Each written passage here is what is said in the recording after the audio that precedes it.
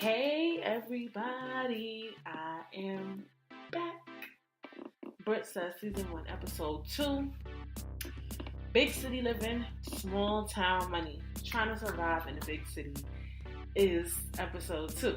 So last episode we talked more about relationship and dating, and now I want to talk about, life obstacles and things like that. Like, we don't just deal with dating, we deal with living, we deal with money, we deal with finances, we deal with our mental, we deal with everything. So today we're going to talk about that, and it's going to be good. It's going to be great. So, what can we talk about? For me personally, I am a big city liver with small town money. Like, no exaggeration. Like, that is who I am. Like, that is just how I live. It's hard. Is it hard? I mean, it's not that hard for me. I'm doing it. I'm making it do what it do. Have I had dreams of living in a small town just so that I could potentially have a better life? Of course, I've been through that so many times.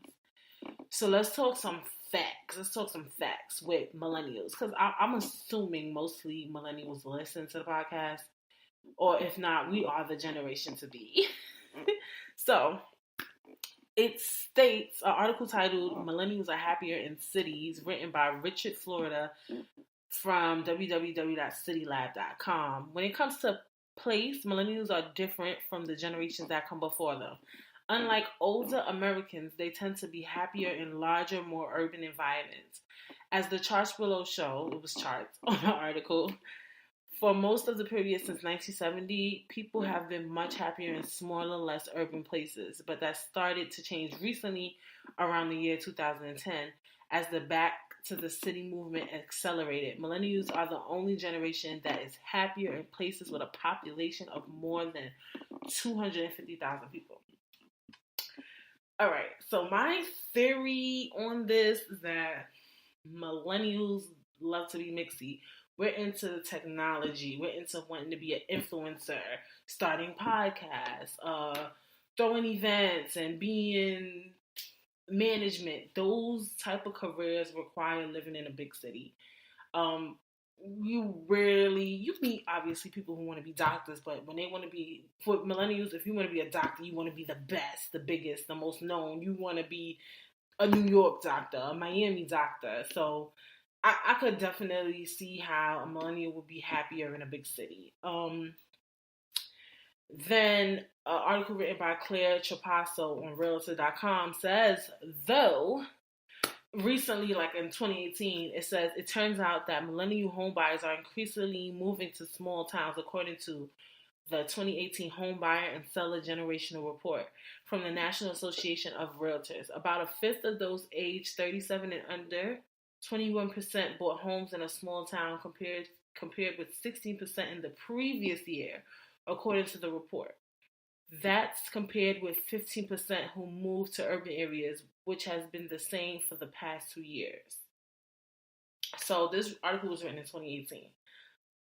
So, like I said, on the spectrum is like millennials, we really don't have money because of the student loan debt ratio and just so many other factors. Like, the cost of everything has gone up since God knows when. Like, everything is just up and out and about. So it's kind of hard. Like, it's like you really gotta like kind of figure out what it is that you yourself want to do, in a sense. So, there's pros and cons of living in a big city. I feel like the perks of living in a big city is like it's always something to do out here. Like, I live in New York City. It's always something to do. If I'm bored, if I'm really bored, I could always get up and go somewhere. Um, there's always a corner store. There's always a convenience store. Like, in smaller towns, you gotta drive 15 miles to get to Target. Like, I have like 7 Targets that I could go to conveniently. Things like that, just to pick up anything. I have a variety of malls, a variety of shopping, a variety of food that I can get in a bigger city. Even like I talked to my friend, we was talking about like finding a hairstylist. It's so easy for me. Well, she was looking for somebody to cut her hair, and she was looking for somebody to cut her son's hair. And even on that spectrum, it's so easy to find a stylist. It's too many options to the point you're like, who should I pick? And you really gotta read every nook and cranny of reviews just to find the perfect person when you live in a big city, vice versa when you live in a smaller city. So I definitely see the perks of, living in a big city. Like, those are definitely like one of the perks. One of the cons for me is not a con. Some people, like, I remember when I went to school in Buffalo, I had met this girl and she was like, oh my God, I hate New York. It's so loud. It smells bad. It's just not for me. People are always rushing. So I feel like it could be a con, just the attitudes, and not just with New York City. Like, well, when it comes to attitude, that could be a New York City issue.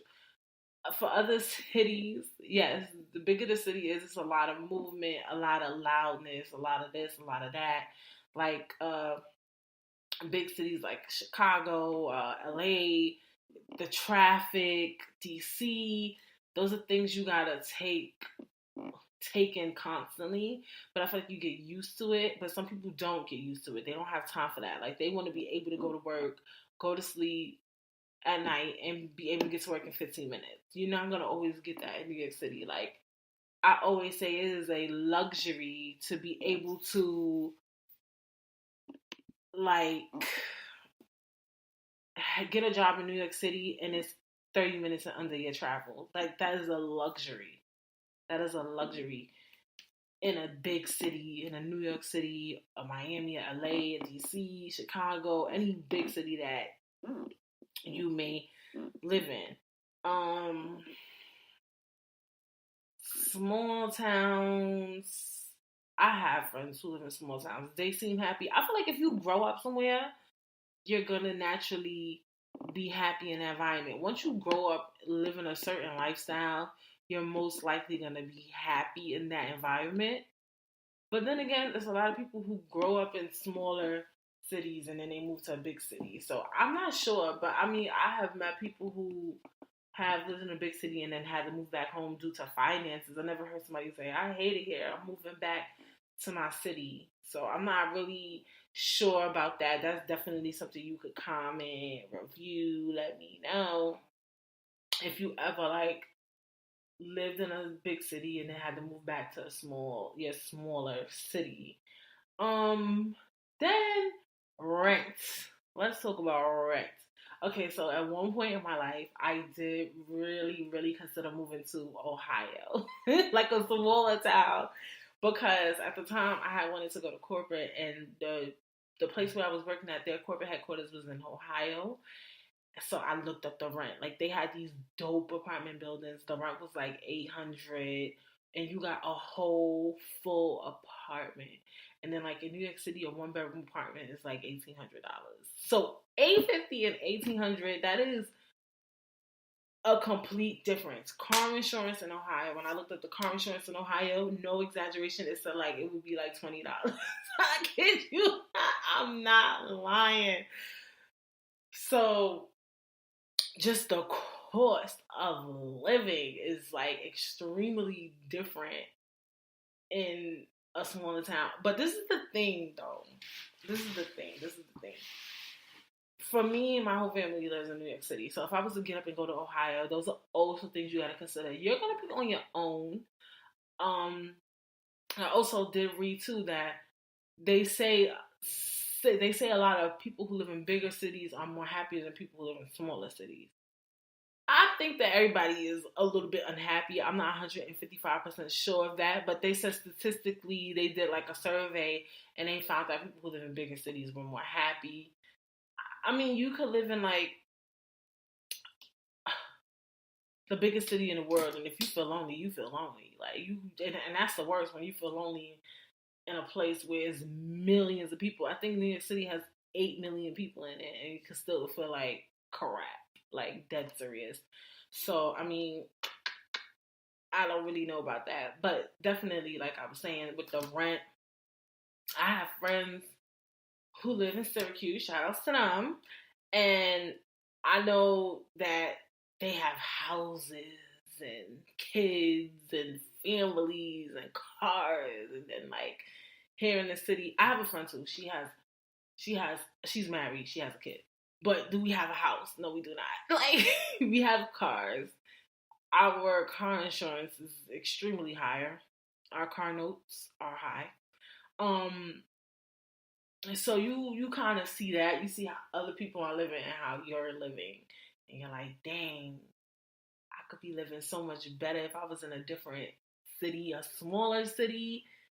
But I don't know what I want to do. Like, it's just so confusing. Like, it's so confusing. Like, you really don't know what to do. But for me, I thought about it, and I think New York City is the place for me. If I was to ever move somewhere, it probably would be like LA. So I definitely am a big city living type girl. And it's something you do battle with. I think it's dope if you decide to move somewhere smaller in your life and then maybe you come back. It's always good to discover things and see what it is that you really do enjoy. And I know some people can't leave their family and friends. You gotta start your whole life over when you leave, and that's a big jump. So IDK, but I definitely do see the living of a smaller town person and a big city person, and how different their life is. I mean, having your own house and car and family, and well, everybody has a family, but y'all know what I mean by that. It's so completely different. Are they happy? I think they're happy. They look happy. Shoot, they always playing around on social media. Um, Living in a big city. Am I happy? Yeah. Am I happy because I live in New York City? I'm not sure. I lived here all my life, so I don't know. Am I happier because I live in New York City? Because I live in a big city? That's a good question. I would have to move to a small city to really know. I know that when I went to go visit my grandmother down south, like 3 or 4 years ago, it was so quiet. It was so chill. It was just like a getaway for me. I feel like a small city for me is a getaway. Like when all the listens become too much, I just will get up and go somewhere, a small town, and just lay up. You know, like it was just so melodic. Like when we was driving on the highway, it wasn't so much cars. You didn't hear no honking, no honk, honk, honk, honk. Like in New York City, they just honk for anything. What are you honking about? Like honk, honk. Like for what? What are you doing? Like you did like. But then when you go down south, it's just like everybody just driving. You look out the window, you see the trees, and you see the southern, the way that people talk to you. There's a little racism in the South still. White people look at you a little different. But as it pertains to like the hospitality, the respect, even like Florida. When I went to Florida, when I went to Miami, I felt like the people were just so much nicer. That was just my opinion. Anywhere you go is more nice. Even when I go to Jersey, I feel like the people's more nicer than the people here in the city. Let's talk about it. Like, it's just, I don't know what's wrong with the city. I don't know why everybody's so angry. The rent is too high. That's what the problem is. It's just too high. And everybody broke. Everybody live paycheck to paycheck. I saw something like, they was like, how does somebody who makes $100,000 spend their money? It's like the more money you make, the more money you spend. So it was crazy. Like, it was crazy. Like, the person that they interviewed was spending money on, like, Ubers. That's another thing in New York City, too. You definitely, I mean, I drive everywhere I go for the most part, but sometimes I definitely want to take an Uber when I be wanting to get, like, drunk, but then I be like, then I gotta pay for Uber, there and back. The train, oh my gosh. It's just so much that comes with living in a big city, just like transportation, rent, everything. Like, and it does change your life. I think they say like people who live in the city are a little more mean because we don't like to talk, but I also do feel like we still are a little more social in a way. Because I feel like when I come into a small city, I want to be like, hey, and then when you're in a big city, you kind of like, hey. Because when you go to a small city, you don't understand why everybody's so quiet. Like, everybody is so, like, so you kind of want to be like, hey, you want to be out there. But also, you don't understand why people are saying hi to you for no reason when you go to a small town. So it's just, like, kind of weird in a way. But, yeah, like, I don't know. So I feel like they both can be impactful. I think that somebody who lives in a small city should try living in a big city, and somebody who lives in a big city should try living in a small city if you could afford it. Definitely. Definitely. Or just visit. I mean, visiting and living somewhere is two completely different things. Definitely. So I'm not sure. It's a real big pill to swallow and just I don't know. Like I said, the rent in a big city is so expensive. A lot of people out here is living with their parents, and the other thing too you got to consider too is like bigger cities have way bigger and better job opportunities. That's something that is so big and prevalent into living in a big city. Like when you live in a smaller city, that job opportunity is not there. Like New York City, oh my God, it's just like an endless amount of jobs. But then the thing too, when you have that you lived in like New York or DC and you try to go to a smaller town, they like bring her in. Bring her in now. Like they want you so bad because they're like, oh, she went to school over there. She lived in that city. And I don't know. But like I heard like with the smaller towns, it's not that much career opportunity out there, especially if you want to be like corporate. A lot of corporate headquarters, well, at least for fashion, but they do have like certain corporate headquarters in like the South and stuff like that. Like when it comes to like engineering and like if you into like building and because you could get a lot of I don't know like those like real industrial type careers you could definitely do in a smaller town. So yeah, I think it's something for everybody to think about. Like, would you not want to do it? I definitely felt like it was a topic that needed to be discussed because I know everybody. I've met so like all of my friends. I have friends who have stayed. Like when I went to Buffalo, I had a friend. She stayed in Buffalo for a while. Um, I had friends who all have considered moving, like leaving the city. Like everybody has tussled with it. Like I'm dead serious. Like now that I think about it, we all have fought that battle of like we want to leave the city. We do. And then with the gentrification, like first of all, let's talk about gentrification for like 2 seconds. If all black people leave New York City, New York City is not gonna be a vibe. Like if this become whitewashed, it's what makes New York City is the diversity, the cultural stuff like that. That's what people love about New York City. Like you cannot kick black people out of New York. Like once they kick us out, we gonna all move to the South, and everybody gonna want to move to the South with us because we're a vibe. So and whatever y'all trying to do, it ain't gonna work. Like y'all gonna try to put all white people in New York City, and then New York City is gonna be mad corny, mad trash, non-cultural, not the melting pot no more. Shit's gonna be trash. Like you can't take out minorities. And when I say minorities, I mean even Hispanic people. Come on now, like can't take out the Dominicans. Who's gonna do a wash and set? Like who's gonna do it? Who's gonna do it? Like nobody. Like you cannot kick out the Hispanics, the blacks. You can't do it. We make this city. We made it. It is what it is. You like it because we made it. Like fight me. Thought so. Because let's just talk about that. But we all have tussle with moving because we can't afford it, and we all just fighting in this job market. We got little Sally from Colorado coming up here taking my job opportunity, trying to be a vibe because that's what millennials all don't want to live here. You got to go back to Colorado with that because I need that job. You feel me? Like, what's up? They parents helping them pay the rent. My parents don't want to help me pay the rent.